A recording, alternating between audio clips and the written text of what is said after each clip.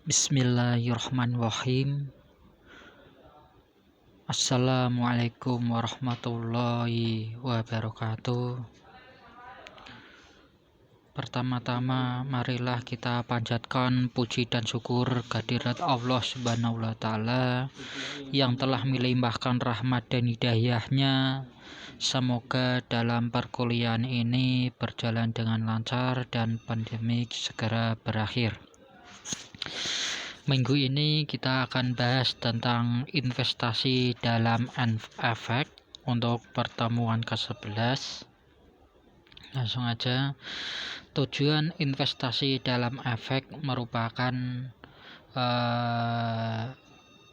perusahaan dapat menggunakan kelebihan dana untuk membeli efek atau surat-surat berharga atau yang disebut dengan securities. Tujuan dalam pembelian investasi efek yaitu satu, menjaga likuiditas, merupakan investasi sementara atau temporary investment dan digolongkan dalam aktiva lancar. Yang kedua adalah pendapatan dari dana yang ditanamkan dalam efek merupakan investasi jangka panjang dan bukan kelompok aktiva lancar, namun masuk dalam golongan aktiva sendiri yang sering disebut dengan permanent investment.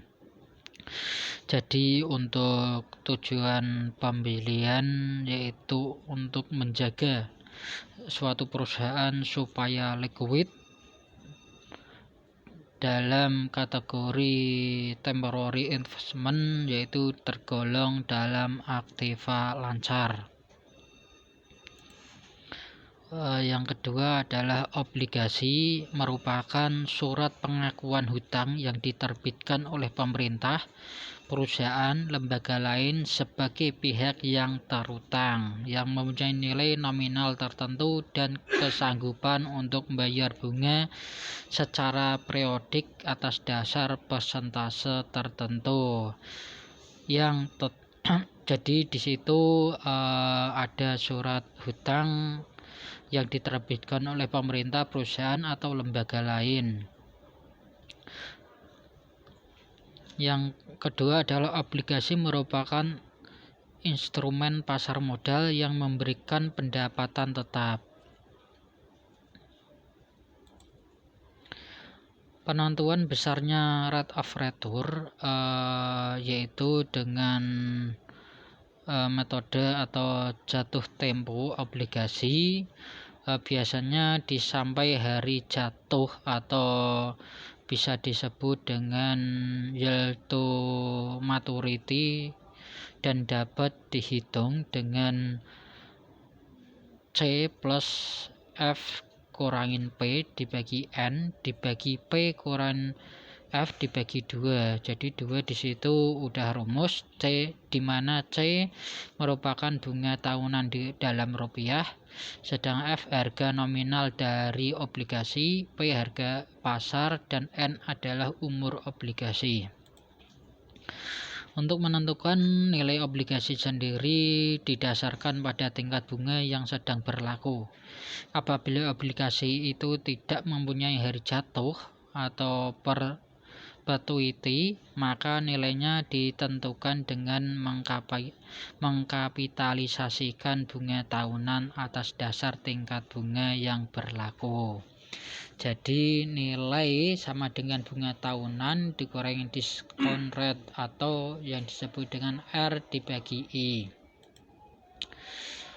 Saya contohkan sebuah obligasi yang tidak mempunyai hari jatuh dan mempunyai nilai nominal 20.000 dan membayarkan bunga 1.000 setiap tahun.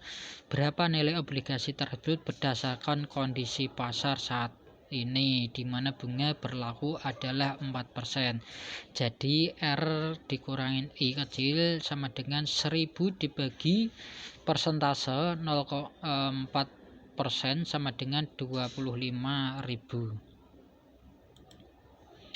Sedangkan untuk saham preferen merupakan saham disertai dengan preferensi tertentu di atas saham biasa. Dalam hal ini pembagian dividen dan pembagian kekayaan dalam pembubaran perusahaan. Rate of return sama dengan dividen per lembar saham preferen dibagi harga pasar. Saya contohkan PT Takano Bakari mempunyai saham preferen dengan nominal 10.000 dan pembayaran dividen tahunan sebesar 5.000 dengan harga pasar 75.000. Berapa besarnya rate of return dari saham preferen? Jadi di situ dividen per lembar yaitu sebesar 5.000 dibagi harga pasar yaitu 75.000 sama dengan 6,67%. Sedangkan saham biasa yaitu penentuan besarnya penentuan besarnya rate of return dengan nilai rate of return dan nilai dari saham biasa adalah common stock. Jadi di situ bedanya saham preferen dan saham biasa. Kalau saham preferen itu hasil dari kekayaan suatu perusahaan dan terdapat pembubaran atau kekayaan lain hasil dari dividen, pembagian dividen.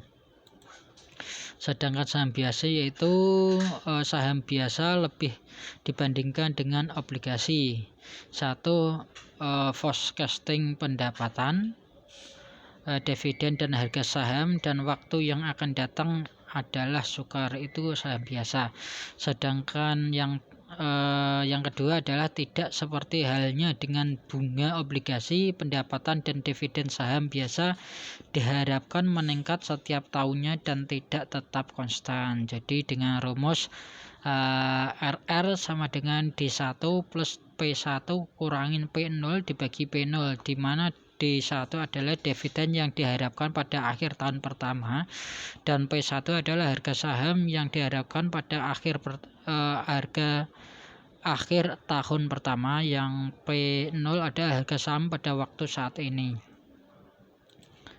Jadi rumusnya PT Takano Bakari membeli saham biasa dengan harga 15.000, pemodal mengharap cash dividen tahun depan sebesar 1.000 dan mereka juga mengharapkan bahwa pada akhir tahun pertama saham akan dapat dijual dengan harga 17.000. Berdasarkan data tersebut dapat ditentukan besarnya RR yang diharapkan dari saham yaitu 1.000, yaitu dividen pada tahun depan 1.000 plus 17.000 dikurangin 15.000 sama dibagi 15.000 sama dengan 20%. Sekian untuk materi modal dalam efek. Jika ada yang kurang paham silahkan bisa ditanyakan di Sunan. Wassalamualaikum warahmatullahi wabarakatuh.